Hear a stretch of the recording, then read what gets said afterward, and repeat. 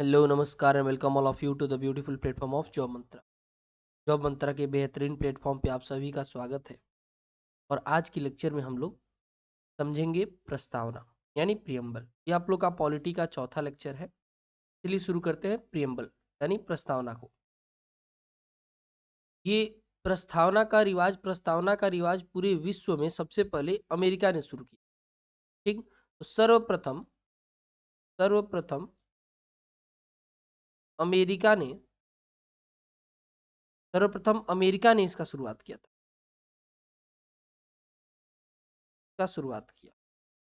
एक और बात का ख्याल रखेंगे कि अकेले इंडिया ने ही नहीं, कई देशों ने इसको कॉपी की। सिर्फ इंडिया ने ही नहीं, आपको मालूम होगा अगर आप क्लास 9th की एनसीईआरटी पढ़े होंगे तो साउथ अफ्रीका ने भी इसको कॉपी किया था। ठीक, तो अगर हम बात करें प्रस्तावना का, तो प्रस्तावना का शुरुआत अमेरिका ने किया था।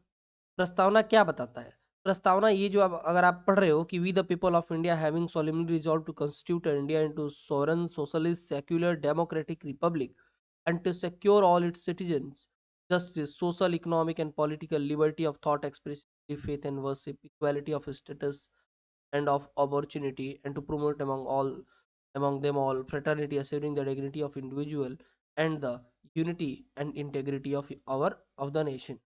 आप पढ़ रहे हो हम भारत के लोग भारत को एक संपूर्ण प्रभुत्व संपन्न समाजवादी पंथ निरपेक्ष लोकतांत्रिक गणराज्य बनाने के लिए तथा उसके समस्त नागरिकों को सामाजिक, आर्थिक और राजनैतिक न्याय, विचार, अभिव्यक्ति, विश्वास, धर्म और उपासना की स्वतंत्रता, प्रतिष्ठा और अवसर की समता प्राप्त कराने के लिए तथा उन सब में व्यक्ति की गरिमा और राष्ट्र की अखंडता और एकता सुनिश्चित करने वाले बंधुता बढ़ाने के लिए दृढ़ संकल्प होकर अपनी संविधान में आज 26 नवंबर 1949 को एतद द्वारा इस विधि को अंगीकृत, अधिनियमित और आत्मार्पित कर। तो अगर आप इतना पढ़ रहे हो तो आपको मालूम चल जा रहा है कि इंडिया की कॉन्स्टिट्यूशन झुक किधर रही है, क्या कहना चाह रही है। कहना ये चाह रही है कि हम लोग देश के नागरिकों को जस्टिस देंगे, लिबर्टी देंगे, इक्वलिटी देंगे, फ्रेटर्निटी के लिए अश्योर करेंगे। भारत का जो संविधान है, भारत जो देश है वो सॉवरेन है, किसी के आगे झुकेगा नहीं, वो अपना काम करेगा। किसी और के फैसले से भारत का कुछ खास लेन देन नहीं है। भारत अपना फैसला स्वयं लेगा। ऐसा नहीं कि भारत का फैसला कोई और देश लेगा। भारत एक समाजवादी देश होगा। भारत पंथ निरपेक्ष होगा, सभी धर्म के लोग यहाँ पे रहेंगे, डेमोक्रेटिक होगा, लोकतांत्रिक होगा। तो ये सभी बातें कहाँ कहेंगे? प्रियम्बल में। तो प्रियम्बल क्या है? हमारे पूरे कॉन्स्टिट्यूशन का इसेंस है, संविधान का सार है, पूरे संविधान का सार है, संविधान का समरी है, सार है। ठीक, कौन? प्रियम्बल।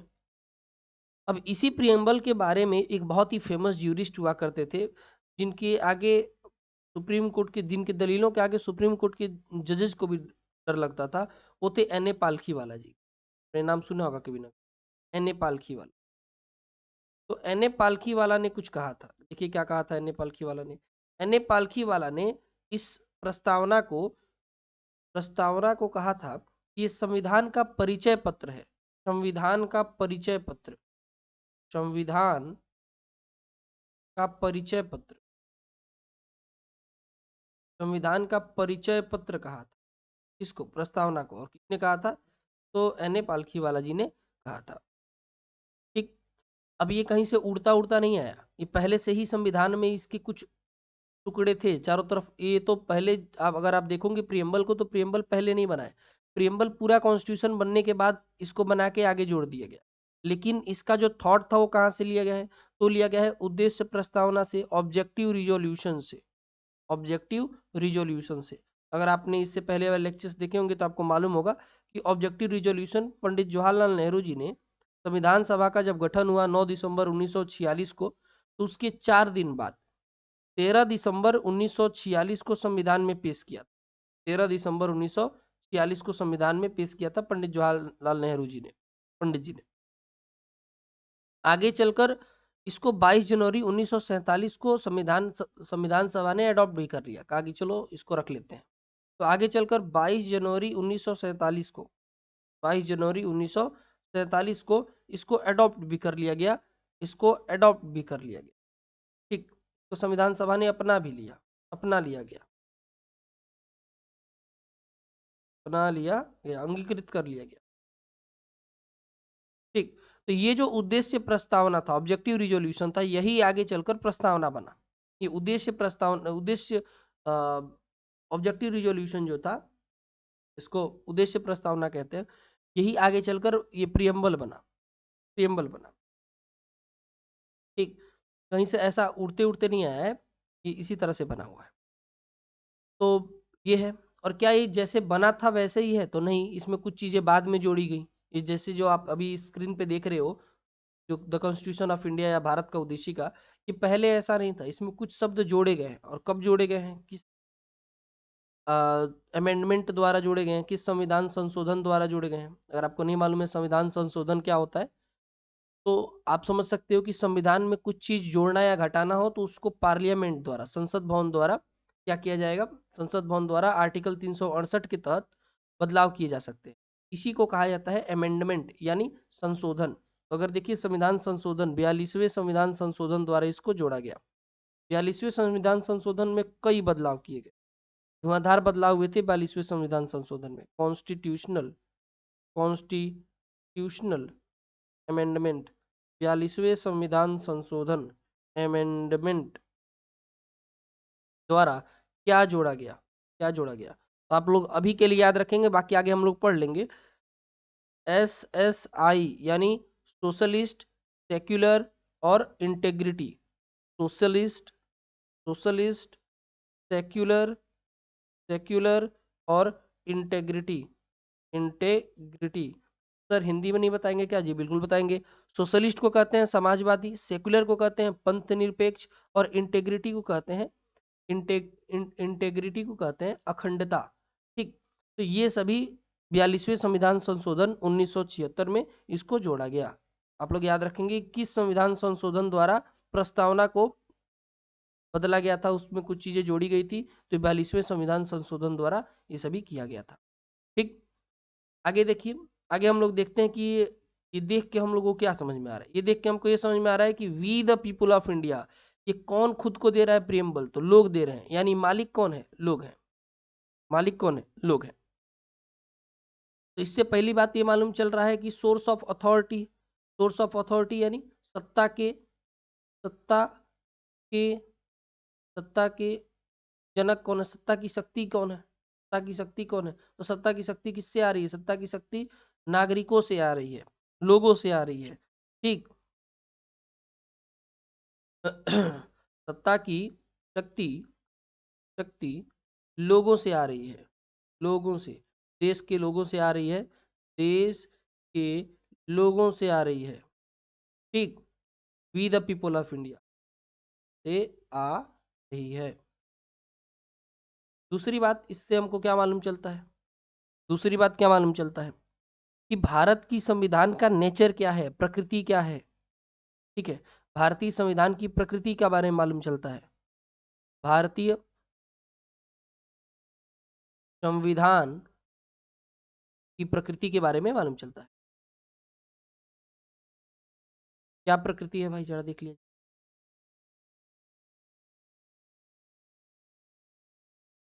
भारतीय संविधान की प्रकृति जरा देखेंगे। भारतीय संविधान के बारे में हमने पढ़ा कि भारत सोवेरन है, सोवरन है। सोवरन क्या होता है? संप्रभु होता है, संप्रभु, यानी जो अपना डिसीजन खुद से ले, किसी और के पीछे ना पड़े। सोशलिस्ट यानी क्या होता है? समाजवादी, समाजवादी। सबके बारे में डिटेल में हमको पढ़ना है, अभी हम देख रहे हैं भारतीय संविधान की प्रकृति। तो संप्रभु है, समाजवादी है, सेक्युलर है यानी धर्म निरपेक्ष है, पंथ निरपेक्ष है, पंथ निरपेक्ष है भारतीय संविधान, लोकतांत्रिक है, डेमोक्रेटिक यानी लोकतांत्रिक, लोकतांत्रिक है, डेमोक्रेटिक है, और क्या है बाबू? और गणतंत्र, और गणतंत्र है, गणतंत्र है यानी रिपब्लिक है। अब ये सब क्या होता है अभी हम लोग को डिटेल में समझना है, तो ज्यादा लोड नहीं लेंगे। ठीक, अभी नीचे वो सब मैंने लिख के रखा हुआ है, उधर देख लेंगे। ठीक, अगला ये निकलता है कि इस संविधान का ऑब्जेक्टिव क्या है, इस संविधान का सोच क्या है, उद्देश्य क्या है, संविधान का उद्देश्य क्या है, चाहते क्या हो। मीम देखा है ना, चाहते क्या हो भाई, ये संविधान चाहता क्या है, इसका उद्देश्य क्या है, इसका उद्देश्य क्या है। तो इसका उद्देश्य है देश को जस्टिस देना, न्याय की बातें करना, नागरिकों को न्याय देना चाहता, और स्वतंत्रता, लिबर्टी, स्वतंत्रता, लिबर्टी, ठीक, समानता, इक्वेलिटी, ठीक, फ्रेटर्निटी, फ्रेटर्निटी आपने नाम सुना होगा, बंधुत्व, भाईचारा, बंधुत्व, ये सभी क्या हैं, इसके उद्देश्य हैं कि नागरिकों को न्याय देना चाहता है, स्वतंत्रता, समानता और बंधुत्व के बंधन में पूरे देश को बांधना चाहता है। ठीक, आगे देखिए, आगे हम लोग देख सकते हैं कि संविधान को कब अडॉप्ट किया गया, कब अडॉप्ट किया गया, कब अडॉप्ट किया गया भाई, कब अपनाया गया है, कब अपनाया गया है, कब अपनाया गया, इसको अपनाया गया 26 नवंबर 1949 को, इसीलिए इसी दिन क्या मनाया जाता है, संविधान दिवस। संविधान दिवस, आपके एग्जाम में क्वेश्चन भी पूछ सकता है कि भाई 26 नवंबर 1949 को क्या मनाया जाता है। पता नहीं उस समय दिमाग में टनकेगा कि नहीं टनकेगा, लेकिन अभी टनका लो बढ़िया से। ठीक, तो 26 नवंबर 1949 को संविधान दिवस मनाया जाता है। अब देखते हैं संविधान में जो अलग अलग शब्द हैं, जैसे सोवेरन शब्द है, सोशलिस्ट शब्द है। सोवेरन को हिंदी में क्या कहते हैं, संप्रभु, संप्रभु, इसका मतलब क्या होता है, इसका मतलब होता है जो अपने फैसले स्वयं ले, तो बोलेंगे संप्रभु, जो अपने फैसले स्वयं ले उसको बोलते हैं संप्रभु। एक सेकंड रुकिएगा।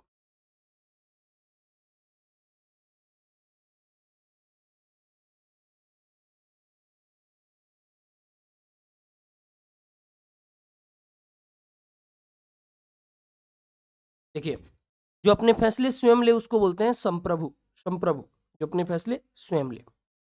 पर और याद रखेंगे, संप्रभु का मतलब वही होता है जो अपने फैसले स्वयं ले, किसी के दबाव में, किसी का डोमिनियन ना हो, किसी का उपनिवेश ना हो। ठीक, तो भारत किसी और देश का उपनिवेश नहीं है, ये अपने फैसले स्वयं लेता है।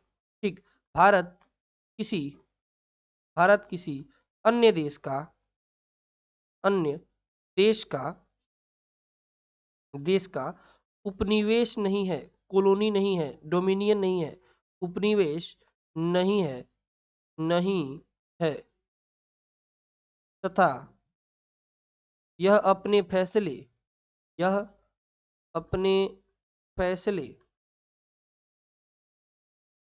स्वयं लेता है, स्वयं लेता है। ठीक, भारत अपने फैसले स्वयं लेता है, एक इसके ऊपर किसी भी बाहरी अथॉरिटी का दबाव नहीं है, ये अपने हिसाब से काम करेगा। आपको मालूम होगा कि 1949 में भारत ने कॉमनवेल्थ का भी मेंबरशिप लिया था, आज़ादी के 2 ही साल बाद। बहुत लोगों ने कहा कि देखिए अब ये लोग कॉमनवेल्थ का वो ले रहे हैं, मेंबरशिप ले रहे हैं, अब तो फिर ये लोग लग रहा है गुलाम होंगे। 1949 में जब इंडिया ने कॉमनवेल्थ में भारत जुड़ा था, भारत अगर कॉमनवेल्थ में जुड़ा हुआ है, भारत अगर यूएनओ में जुड़ा हुआ है, तो इसका मतलब ये नहीं है कि भारत उनका गुलाम है, नहीं, भारत खुद को वहां पर रिप्रेजेंट कर रहा है, भारत अपनी बात बोलेगा, भारत किसी और की बात नहीं बोलेगा। ठीक, अगर भारत एक सोवरेन कंट्री है, भारत अगर एक संप्रभु देश है, तो जब चाहे तब किसी विदेशी देश पर आक्रमण, मतलब ऐसा नहीं पागल होके नहीं, लेकिन जब चाहे तब किसी और देश पर भी वो आक्रमण कर सकता है, उसकी टेरिटरी ले सकता है, अगर इच्छा हो, भगवान न करे, लेकिन अपनी टेरिटरी चाहे देना तो दे भी सकता है। तो ये संप्रभु होने का मतलब है कि भारत अपने फैसले स्वयं ले सकता है, इंटरनेशनल और नेशनल दोनों ही लेवल पर। ठीक, आगे देखिए, सोशलिस्ट की अगर हम बात करें, सोशलिस्ट यानी होता है समाजवादी, समाजवाद। अब अगर आप देखेंगे समाजवाद को, सोशलिज्म को, तो ये जो सोशलिज्म है इसके दो दो धागे हैं, दो धागे, सोशलिज्म को, समाजवाद को।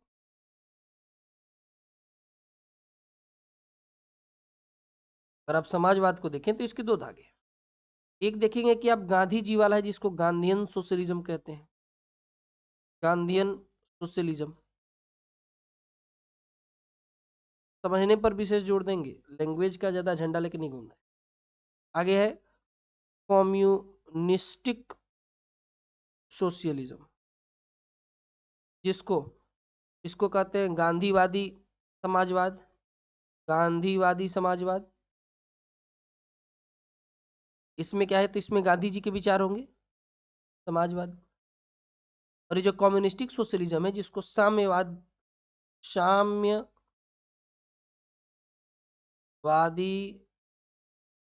समाजवाद जिसको कहते हैं, ये किसका, तो ये कार्ल मार्क्स के सिद्धांतों पर चलता है। कार्ल मार्क्स, आपने नाम सुना होगा कार्ल मार्क्स का, और ये महात्मा गांधी जी के नाम पर चलता है। अगर आप देखें समाजवाद की बात, तो भारतीय संविधान में समाजवाद ऐसा नहीं है कि ये शब्द जोड़ने के बाद ही आया है, क्योंकि आप देखेंगे कि शब्द तो जोड़ने के बाद दिख रहा है, पहले था नहीं, इस शब्द को जोड़ा गया है। कब जोड़ा गया, तभी हमने देखा, सोशलिस्ट शब्द को जोड़ा गया है, सोशलिस्ट शब्द को जोड़ा गया है 42वें संविधान संशोधन 1976 में, ठीक। लेकिन इससे पहले भी ये भारत के संविधान में इसका झलक दिख रहा था। फिर इसको तो जोड़ा गया है बाई 42nd कॉन्स्टिट्यूशनल 42वें संविधान संशोधन 1976 द्वारा। लेकिन ये उससे पहले भी भारत के नीति निर्देशक तत्वों में, डीपीएसपी में दिख रहा था, नीति निर्देशक तत्वों में। अभी नीति निर्देशक तत्व तो बहुत बड़ा दिखाएगा ना, इसलिए डीपीएसपी लिख रहा हूं। तो डीपीएसपी में, भारत के डीपीएसपी में दिख रहा था सोशलिस्ट अप्रोच, ठीक। और आप देखेंगे कि 1955 में जब कांग्रेस का सेशन हुआ था, उस समय कांग्रेस ही कांग्रेस था भाई। कांग्रेस का ये भी कहना था कि इसको बहुत बढ़िया से और समाजवाद को प्रमोट किया जाए। लेकिन जैसे जैसे हम देखेंगे 1991 आया और एलपीजी रिफॉर्म्स हुए, तो जो जितने ये समाजवाद के झंडे थे वो सब डाइल्यूट हो गए।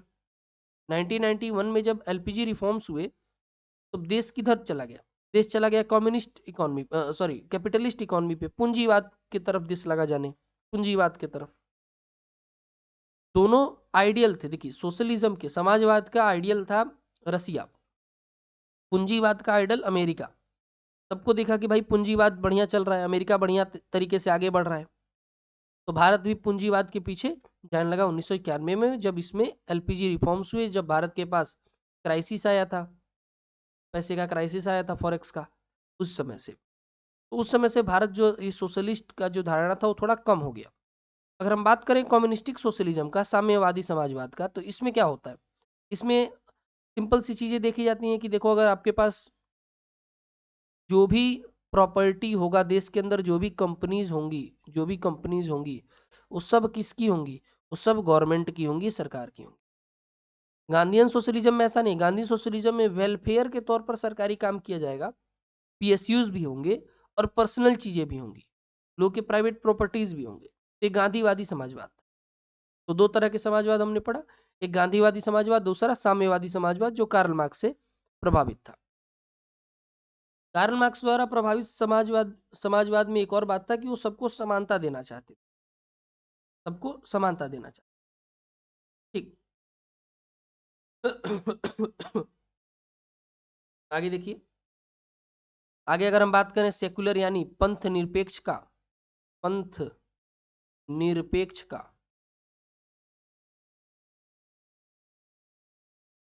तो जरा समझेंगे पंथ निरपेक्ष क्या होता है। तो इसको भी 42वें संविधान संशोधन 1976 द्वारा जोड़ा गया, 42nd कॉन्स्टिट्यूशनल अमेंडमेंट 1976, 42वें संविधान संशोधन 1976 द्वारा इसको जोड़ा गया। लेकिन 1974 में ही सुप्रीम कोर्ट ने सेकुलर स्टेट के बारे में एक बात बताया था कि देखिए, भारत में ऐसा कुछ लिखा नहीं है, संविधान में ऐसा लिखा नहीं कि भारत एक सेकुलर स्टेट है, पहले कि इसके जोड़ने से पहले, 19वां संविधान, 42वें संविधान संशोधन से पहले। लेकिन कहा था सुप्रीम कोर्ट ने कि इसमें कोई सोचने की ही बात नहीं है कि भारत पंथ निरपेक्ष नहीं है, भारत पंथ निरपेक्ष है, ये हर धर्म के लोग के लिए है, ऐसा सुप्रीम कोर्ट ने 1974 में ही कहा था, ठीक। सुप्रीम कोर्ट ने यह भी कहा था कि देखिए, आर्टिकल 25 से 28 तक अगर आप ध्यान से देखें तो यही धार्मिक स्वतंत्रता की ही बातें कर रहा है।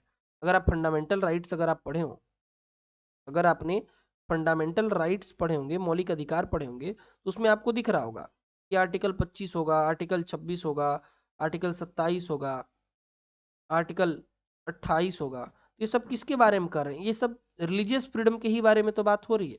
रिलीजियस फ्रीडम के बारे में बात हो रही है कि आप जिस धर्म का मन करे इंस्टीट्यूट चलाइए, अपना जिस धर्म का मन करे पूजा करिए, उपासना करिए और प्रचार करिए, ठीक, बशर्ते आप किसी और को जबरदस्ती कन्वर्ट ना करिए, ठीक।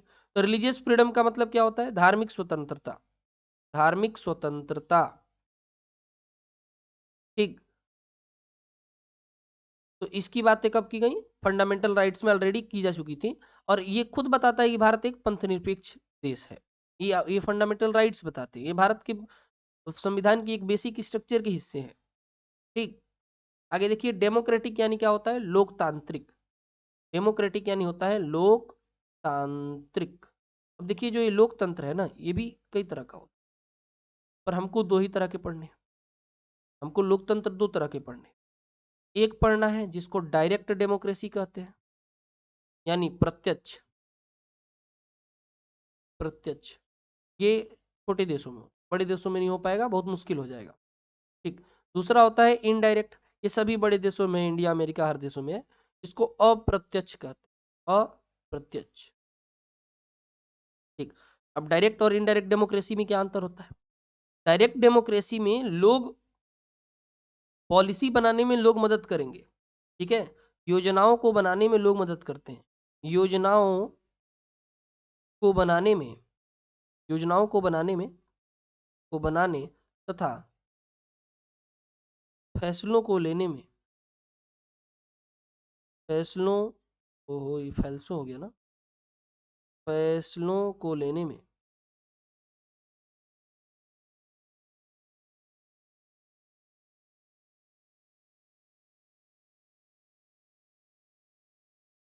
लोग मदद करते हैं, मदद करते हैं, मदद करते हैं मतलब वोटिंग होती है और कुछ नहीं। इनडायरेक्ट में रिप्रेजेंटेटिव्स यानी चुने गए, चुने गए लोग ही निर्णय लेते हैं। कोई भी निर्णय हो तो भाई जो चुन के भेजा गया है वही लेंगे।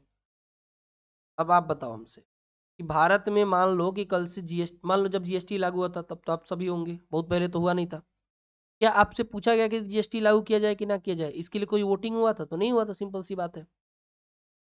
और ये भारत जैसे बड़े देश में होना बहुत मुश्किल बात है कि अगर एक तरफ से वोटिंग होगा तो बात चलेगा, आधे लोग हाँ आधा लोग ना, तो कोई भी चीज पूरी तरह से लागू ही नहीं हो पाएगा, ठीक। तो ये सब कहाँ हो पाएगा? जो जो देश छोटा हो, जैसे कि ये कहाँ प्रैक्टिस किया जाता है, ये होता है स्विट्जरलैंड में। स्विट्जरलैंड में डायरेक्ट डेमोक्रेसी देखने को मिलती है कि लोग पॉलिसी को बनाने में खुद मदद करेंगे, ठीक।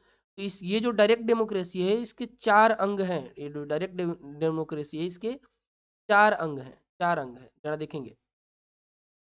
प्रत्यक्ष लोकतंत्र के, डायरेक्ट डेमोक्रेसी के चार अंग हैं, देखेंगे कौन कौन से अंग हैं डायरेक्ट डेमोक्रेसी के। देखिए, एक है इनिशिएटिव, इनिशिएटिव जैसे मान लो कि आपको, आप चाहते हो कि देश में हेल्थ केयर फ्री हो जाए, टोटली फ्री हो जाए, किसी को कोई भी बीमारी हो तो उसका इलाज एकदम 100% फ्री में हो। तो ये बात तो आप डायरेक्टली यहाँ कितना भी चिल्लाओ संसद तक तो जाएगा नहीं। लेकिन अगर आप स्विट्जरलैंड में हो तो आप इनिशिएटिव ले सकते हो कि आप शुरू करोगे, कुछ लोगों से साइन इन कराओगे पेजेस पे, उसके बाद वही बात आगे जाके रिप्रेजेंटेटिव्स के पास पहुंचेगी, उसके बाद वो लोग फैसले लेंगे। तो इसको इनिशिएटिव कहते हैं। इनिशिएटिव मतलब पहल करना। इनिशिएटिव का मतलब क्या होता है? पहल करना, ठीक। दूसरा, मान लो अगर आपको कोई शासक नहीं पसंद आ रहा है, देश में कोई भी मुख्यमंत्री है या प्रधानमंत्री आपको नहीं पसंद आ रहे, तो पसंद आए ना आए आपको 5 साल झेलना है, सिंपल सी बात है। लेकिन अगर डायरेक्ट डेमोक्रेसी है तो आप रिकॉल कर सकते हो कि भाई हो गया तुम्हारा, आ जाओ वापस। तो लोग वापस से वोटिंग करेंगे कि नहीं नहीं हमको ये नहीं चाहिए, इसको बाहर बुलाओ, तो वापस आना पड़ेगा, ठीक है। तो वापस बुलाना, वापस बुलाना, ये क्या कहलाता है? रिकॉल कहलाता है। तीसरा है प्लेबिसाइट, प्लेबिसाइट। अच्छा, ये तो भारत में हुआ था, ये तो एक हुआ था। प्लेबिसाइट का मतलब भी होता है जनमत संग्रह, जनमत संग्रह। और खास बात एक और है कि अगला जो रिफरेंडम है, रिफरेंडम है, उसका मतलब भी होता है जनमत संग्रह, जनमत संग्रह। प्लेबिसाइट भारत के वो जूनागढ़ वाले क्षेत्र में हुआ था, आपको मालूम होगा कि वो एक राजा राजा हुआ करता था वहां पे। तो उसको पाकिस्तान जाना था, वहां पे वोटिंग हुआ, और वोटिंग हुआ तो ज्यादातर लोग बोले कि हमको इंडिया में ही रहना है, तो राजा भाग गया और जगह इंडिया में ही रह गया। ठीक। आगे देखिए रिफरेंडम, रिफरेंडम में भी वोटिंग की बात की जाती है, पर इसको टेरिटरी के लिए नहीं, किसी और मैटर के लिए। जब टेरिटरी के लिए होगा तो प्लेबिसाइट है, दूसरे मैटर के लिए होगा तो रिफरेंडम, यानी जनमत संग्रह। हिंदी में तो दोनों ही है, हिंदी वाला वो टेंशन नहीं है, जनमत संग्रह, बात खत्म, आगे बढ़ो। ठीक। देखिए, तो अप्रत्यक्ष लोकतंत्र की बात करें तो ये हमारे देशों में होता है, यूएसए में है, ये इंडिया में है। ठीक। अब यहाँ पे हमसे नहीं पूछा जाता है कि भाई बताओ ये बिल पास किया जाए, वोटिंग करके आओ। तो इतना बड़ा देश है, हर साल लग रहा है साल भर तो वोटिंग चलता रहेगा। ठीक। सरकार को कितना घाटा होगा, इकोनॉमी का पूरा तहस नहस हो जाएगा वोटिंग कराते कराते हमेशा।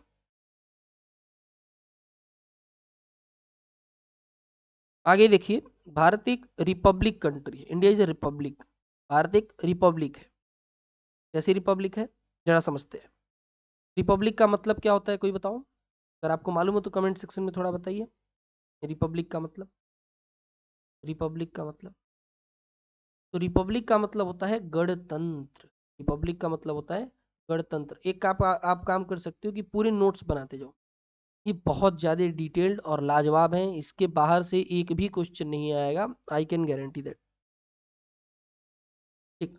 रिपब्लिक का मतलब होता है गणतंत्र, जहां देश का जो हेड है, head of state, head of state, head of state, यानी यानी राज्य का मालिक, राज्य का उच्चतम जो अधिकारी है, वो हेड ऑफ स्टेट, अधिकारी नहीं मतलब राज्य का सर्वोच्च पद, सर्वोच्च पद, सर्वोच्च जो पद है वो क्या है? वो हेरिडिटरी नहीं है, वो अनुवांशिक नहीं है। वो किस किस बेसिस पर मिलेगा? तो मिलेगा वोटिंग के बेसिस पर। तो अगर आप किसी भी देश को गणतंत्र कहना चाहते हो तो वहां पे जो सर्वोच्च पद है वो क्या नहीं होना चाहिए? वो हेरिडिटरी नहीं होनी चाहिए, वो अनुवांशिक नहीं, हेरिडिटरी नहीं होनी।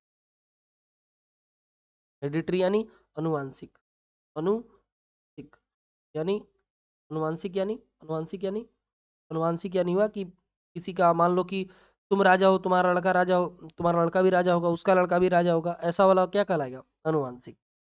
ठीक। हेरिडिटरी, वंशानुगत, शुद्ध हिंदी लिख दे रहा हूँ, वंशानुगत होगा। ठीक। तो ये कहाँ है? इंडिया क्या रिपब्लिक है कि नहीं है? तो देखिए, अगर हम डेमोक्रेसी की बात करें ना, अगर हम बात करें लोकतंत्र का, तो लोकतंत्र ऐसा हो सकता है कि रिपब्लिक हो यानी गणतंत्र हो। तो जब गणतंत्र होगा तो कैसा होगा? जैसे यूएसए है, जैसे इंडिया है। गणतंत्र नहीं होगा यानी जो सबसे हेड होगा वो क्या होगा? सब लोग चुन के आ रहे हैं लेकिन राजा है एक या फिर रानी है एक, तो उसको कहेंगे मोनार्की, यानी राजतांत्रिक, यानी राजतंत्र है वहां पे। और जब राजतंत्र रहेगा तो इसका एग्जाम्पल क्या होगा? तो इसका एग्जाम्पल हो जाएगा ब्रिटेन, आपने नाम सुना होगा, वहां पे क्वीन रहती है। तो जैसे ये हेरिडेटरी होगा, वंशानुगत होगा, वंशानुगत, क्या वंशानुगत किस में होगा? मोनार्की में। और वंशानुगत किस में नहीं होगा? रिपब्लिक में। ठीक। जैसे इंडिया में प्रेसिडेंट साहब चुन के आते हैं, सर्वोच्च पद तो भाई देश में वही है, तो प्रेसिडेंट साहब चुन के आते हैं 5 साल के लिए, फिर टाटा बाय बाय दूसरे आदमी आएंगे। लेकिन क्या ब्रिटेन में ऐसे 5-5 साल पे रानी बदलाती हैं? नहीं बदलाती हैं। तो क्या हो जाएगा? वो राजतंत्र हो जाएगा। नमो है रानी, तो बदलाएंगे कैसे? जब जाएंगी तो दूसरी आएंगी। ठीक।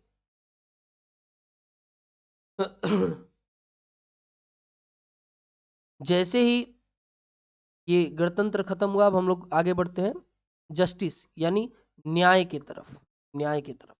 तो जब हम लोग न्याय की बात करेंगे ना, न्याय की बात करें, आज हम लोग न्याय की बात कर ही लिया जाए। तो देखिए, संविधान हम लोग को 3 तरह की न्याय की बात बताता है, 3 तरह की न्याय, जस्टिस ऑफ 3 काइंड्स। कौन कौन? तो एक तो भाई सामाजिक न्याय चाहिए हमको, सामाजिक न्याय चाहिए, सामाजिक न्याय चाहिए, सोशल जस्टिस, सोशल जस्टिस। दूसरा हमको चाहिए, दूसरा हमको चाहिए फुल, देखिए इधर, दूसरा हमको चाहिए आर्थिक न्याय, आर्थिक न्याय। आर्थिक न्याय को क्या कहते हैं? Economic justice, economic justice. देखिए, आपसे क्वेश्चन में पूछ सकता है कि न्याय की भारतीय प्रस्तावना में कितने प्रकार के न्यायों की उल्लेख किया गया है? तो आप बताएंगे वहां पे कि 3 तरह के न्याय के बारे में बात किया गया है, सोशल जस्टिस, इकोनॉमिक जस्टिस और तीसरा है पॉलिटिकल जस्टिस, जिसको कहते हैं राजनैतिक न्याय। राजनैतिक राजनैतिक न्याय। हर एक एग्जाम इस समय इतना पहले जैसा आसान नहीं है अभी, हर एक एग्जाम में ये वाला सिस्टम ला दिए हैं सब, जिसमें स्टेटमेंट बेस्ड क्वेश्चन आ रहे हैं। आपको कट टू कट नहीं, आपको डिटेल में पढ़ना पड़ेगा कोई भी चीज। जब हम बात करेंगे सामाजिक न्याय का, सोशल जस्टिस का, तो वहां पे क्या देखेंगे? जब भी हम बात करेंगे सामाजिक न्याय का, तो वहां पे हम देखेंगे कि हर एक व्यक्ति को बराबर ट्रीट करना है। इस ये नहीं देखना है कि वो किस जाति का है, किस रंग का है, किस रेस का है, रिलीजन का है, क्या उसका लिंग है, या फिर कुछ भी नहीं देखना है। जब न्याय आप देने जा रहे हो तो सबको बराबर न्याय दो, सबको बराबर चीजें दो।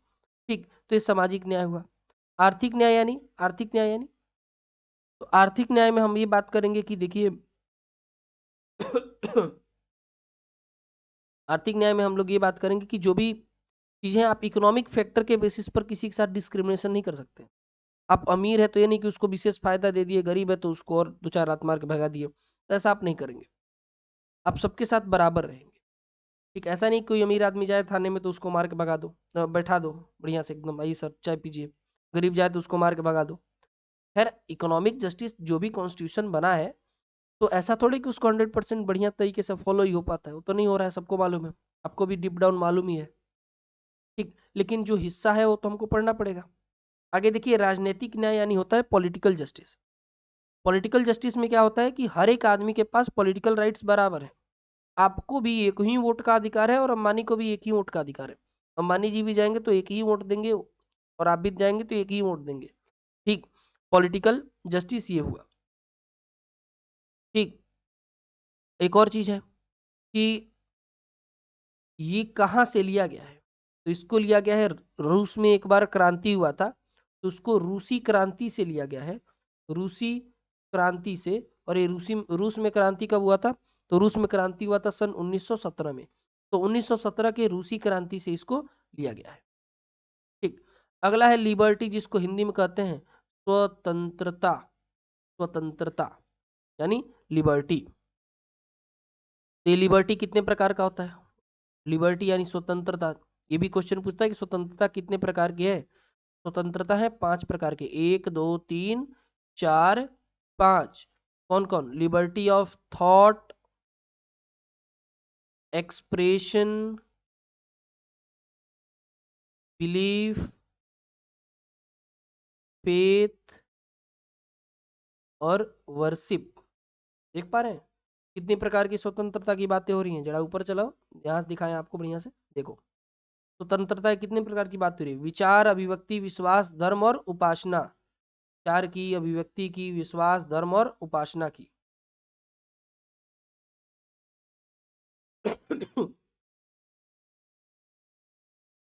आपको विचार का, अभिव्यक्ति का, अभिव्यक्ति, ये भगवान, अभिव्यक्ति, विश्वास,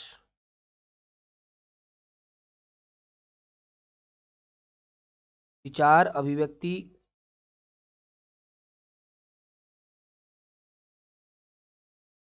धर्म और उपासना।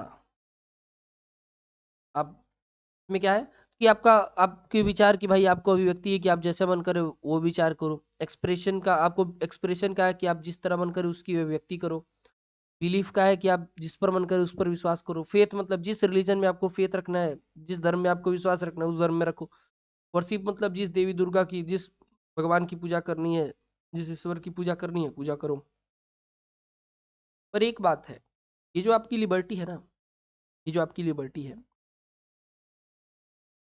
ये इसके साथ साथ कुछ, जैसे ये एब्सोल्यूट नहीं है, ये क्वालिफाइड। क्वालिफाइड ऐसा नहीं कि आपको ये 100% दे दिया गया है एक्सप्रेशन का, अभिव्यक्ति, एक्सप्रेशन की आज़ादी, तो आप कहीं भी जाके किसी को भी गरियाते रहोगे, अरे सर मेरे अंदर से बहुत तेज भावना आ रही थी, एक्सप्रेस करने को मन कर रहा था, और हमको तो लिबर्टी है ही, हम किसी को भी गाली दे सकते हैं सर, देना फिर वो बताएगा तुमको।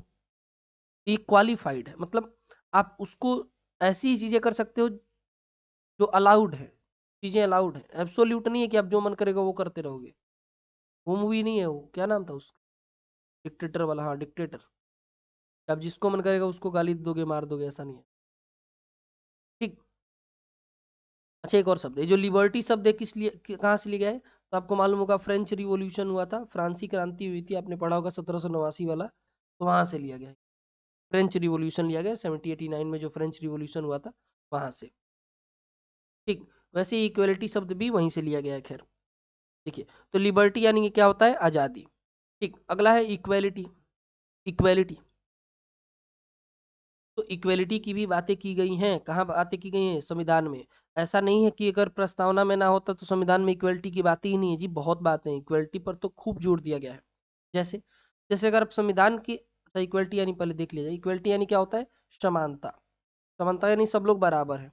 अब सब लोग बराबर को प्रूफ करने के लिए हमारे संविधान में जो मौलिक अधिकार हैं, फंडामेंटल राइट्स हैं, उसके अनुच्छेद देखेंगे जरा, उसके अनुच्छेद 14, 15, 16, 17, 18, यही बात को प्रूफ करने के लिए, प्रूफ करने में लगे रहते हैं कि देखिए इसमें तो सब लोग बराबर हैं।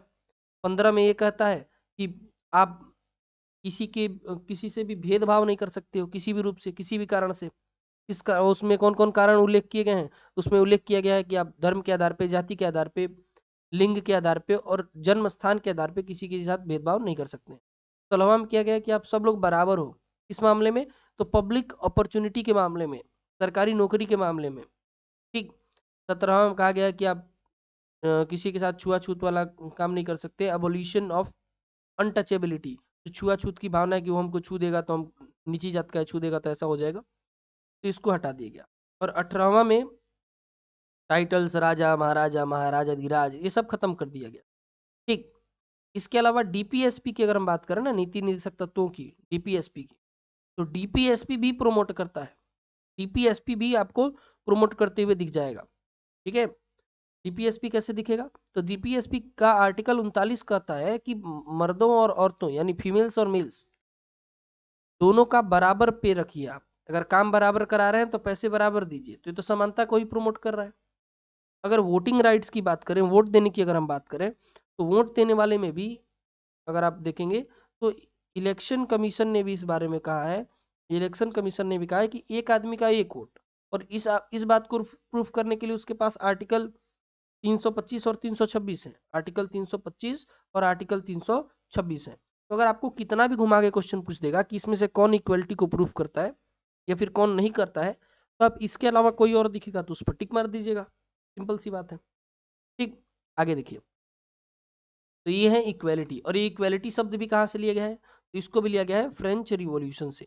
फ्रेंच रिवॉल्यूशन यानी फ्रांसीसी क्रांति, कब का, तो 1789 का, आपने पढ़ा होगा, मैरी एंटोनिटी, लुई 16। ठीक।